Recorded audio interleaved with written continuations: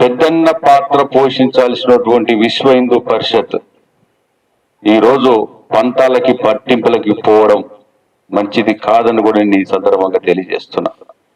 మేము ఒక మెట్టు తిరిగి మీ వద్దకు వచ్చి పనిచేయడానికి సిద్ధంగా ఉన్నాం.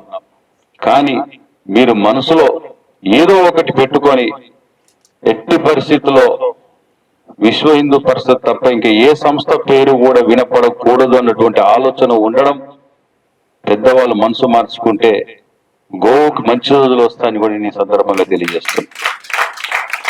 విజయవాడలో శంకరావం, హైందవ శంకరావం నిర్మించినప్పుడు లక్షలాది మంది తరలి వచ్చారు ఒక్క పిలుపు మేరకు. అదే బక్రీద్ సందర్భంగా పిలుపునిస్తే వందల సంఖ్యలో కూడా ఈ రోజు రాకపోవడం కూడా మనలో ఐక్యత లేకపోవడం, గోహత్యకి కూడా వానికి అదునుగా మారిందని కూడా ఈ సందర్భంగా తెలియజేస్తుంది.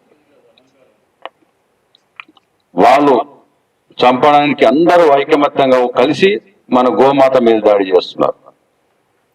మనం బ్రతకడం కోసం అందరూ విడివిడిగా పోరాటం చేస్తున్నాం. చివరికి వాందే జయమవుతుంది. గోవుని చంపేస్తున్నాడు, తినేస్తున్నాడు, వాడు ఎంజాయ్ చేస్తున్నాడు. వాని శరీరంలో గోవుకి వెళ్ళిపోయినాక వానికి ఎనలేని శక్తి మన మీద దాడి చేయడానికి వస్తున్నది.